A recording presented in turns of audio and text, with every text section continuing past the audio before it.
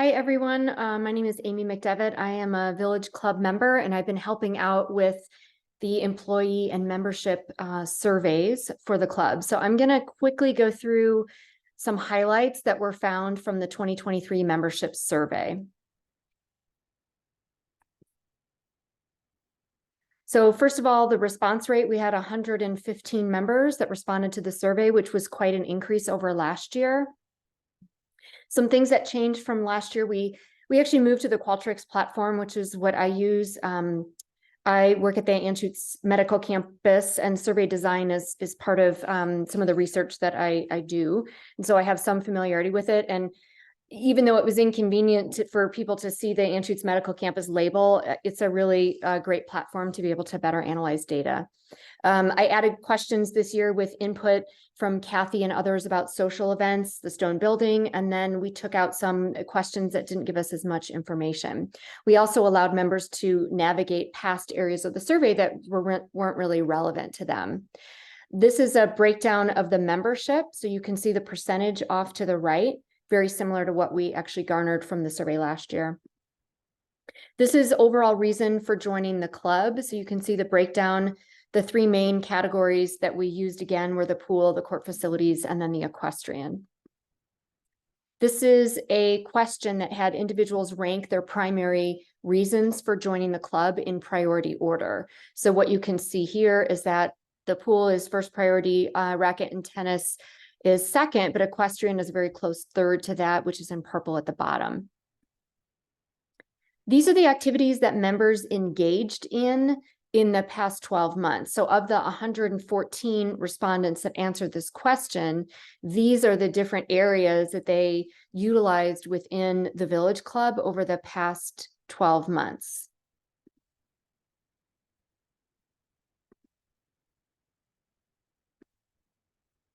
As far as the vision statement, which is printed down below off to the right, what you're going to see here in this table is how many people agree with the statement. Typically, what we do from a research standpoint when we're looking at survey data is we collapse categories of agreement and we collapse disagreement. It doesn't really matter that much that a certain percentage of people are strongly agree versus agree. Those categories actually kind of come together. And then if there's a category that falls below 75%, which is a very typical threshold, then that's something that would warrant further investigation and potentially, having individuals look at that into more depth. So overall, 96%, when you collapse those two categories, are in agreement with the vision statement. These are some questions. The survey statement is on the left here. 108 people answered this. This is overall Village Club experience. So what I did is I collapsed the satisfied and very satisfied, and that is here. And what you see in parentheses are what these metrics were last year. So we've fallen in a number of categories, but I think a lot of the comments that came out from the survey pretty much complemented why that has occurred. And so we'll talk about that in a little bit. But this is overall satisfaction, value, management, and then the Village Club board. Here is just alerting you to how I've collapsed the very satisfied and satisfied. And again, when we fall below the 75% threshold, which is what I personally set along with agreement from the board, in the areas where we fall below, those are things that we want to think about. But again, the comments and many of these different areas give us a little bit more information about why we might be seeing those numbers. Some of the comments, positive, are in blue about membership. So these are some of the positive comments. Negative comments are in red. So some of the themes that really we saw come to the surface this year had to do with what's happening with the board, communication from the board. And then there were a number of things that came up in terms of the pool and how that was, what that experience was this summer, including changes of the hours and issues with staffing. And so some of that came up as consistent themes. As far as the pool experience, here's the survey statement on the left. So this question was about the experience, the grounds, the pool staff, and then the food truck. And then here are what the responses were. So again, if I collapsed the very satisfied and satisfied categories, oops, sorry about that. We can see here that The pool experience overall was 65% satisfaction, which was 90 last year. The grounds was 75 with 86 last year. The staffing was 74, 91 last year. And then the food truck actually increased as far as satisfaction from last year. Still some work to be done, but at least we saw an improvement there. And so these are, some of the areas that we know that we need to focus on. It looks like overall pool experience is the bigger here because it's really falling 10 points below that 75% threshold. As far as comments, there were, positive comments in blue. These are not all of the comments. There were actually too many comments to categorize. And so I really just tried to pull a few positive. Here are some of the more negative comments or constructive comments, which still fall in the categories of the food truck and the pool hours and some of the staffing issues. So there are more comments that were shared with the board and discussed. Just a small representation is what you see here. There were other comments in terms of the pool about, in general, equipment, and then pavilion and lockers. And so we have all of those here. I'm not going to read through each of those comments. In terms of the racket experience, this is a breakdown of what membership actually did in terms of racket experience. So 85% of those that participate, this isn't 85% of the total survey responses. These are of those who actually answered this question. These are what they are doing. Pickleball did go up about 10 to 12% from last year. In terms of the survey statement, N equals the number of individuals that answered that question. So you see it varies here depending on what membership are doing to engage in the racket program. So we see more people that use the facilities, the court and the pavilion, and then engage with tennis staff. And then of course, a smaller subset are individuals that engage with junior tennis drills and adult tennis drills. You can see here levels of satisfaction overall in court experience are hitting that threshold. The tennis staff, that's a 74, but we're looking for a 75. So this is not necessarily an area that I would recommend the board and the staff emphasize the focus, because there are other areas really related to the overall Village Club experience where you may want to be spending your time. When I collapse these categories, you can see here that most all of these are above the 75% threshold, with this one just sitting just 1 point below. Racket comments are categorized here in terms of general, court usage, and then staff. So again, in blue, that's positive. In red, these are areas of potential improvement or more constructive comments. One of the themes that rose to the surface pretty consistently is membership wanting to see more opportunity to play pickleball in terms of court. So that was something that I saw pretty consistently. As far as the equestrian experience, again, survey statements are here. N is the number of individuals who answer that particular question. We're doing really well as far as the equestrian experience. So if you look at the collapsed satisfied, these are the numbers from 2023. These are the numbers from 2024. Keep in mind that the overall number of individuals that engaged with the survey this year was much bigger. And so you're going to see things look a little bit different. But again, we fell in a couple of categories, but we had a lot more individuals actually answer questions on the survey this year. And so usually comments will support what some of these, ideas are in each of those categories. Here are some of the positive statements listed in blue.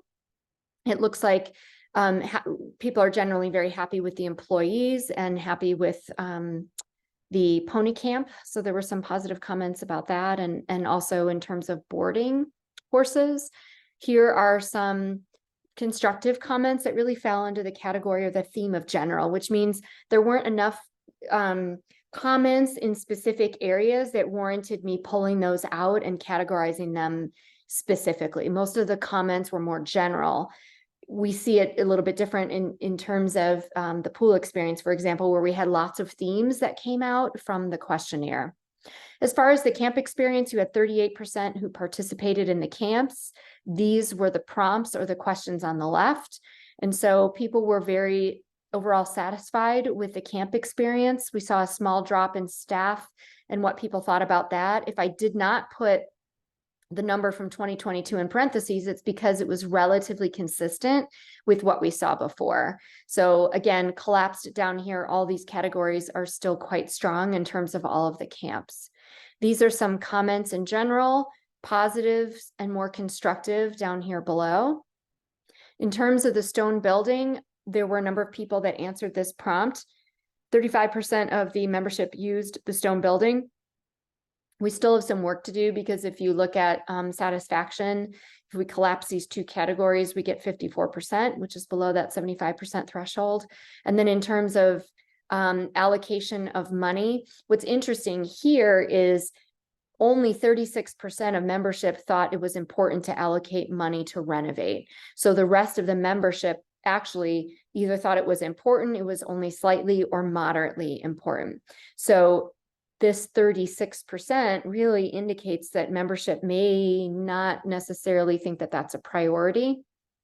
So that's something to consider. We had nice responses in terms of social events. These are the number of social events, and this is the percentage of individuals that went to either none or 5 or more, 1 to 3 and 3 to 5 events. In terms of specific prompts regarding social events, these are the number of people that answered the prompts. And generally, people were very satisfied with the social events and with the pool happy hours. Promotion of the events is where we fell below the 75%.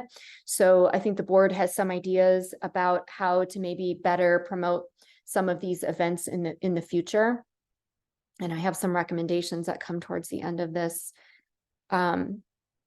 presentation. So I left the comments out, but the board has a number of comments. In fact, 5 pages of comments regarding the stone building, and also a number of comments surrounding the pool and the social events. And so the board is going to take all of those comments, and I think communication will be forthcoming about what really was fleshed out from the membership regarding some of those comments that support some of the numbers that we saw in the tables previously. So these are my recommendations. So as a more, I guess, objective opinion or individual who's looking at survey data and trying to make general recommendations, these are some of the things that I came up with and presented to the board.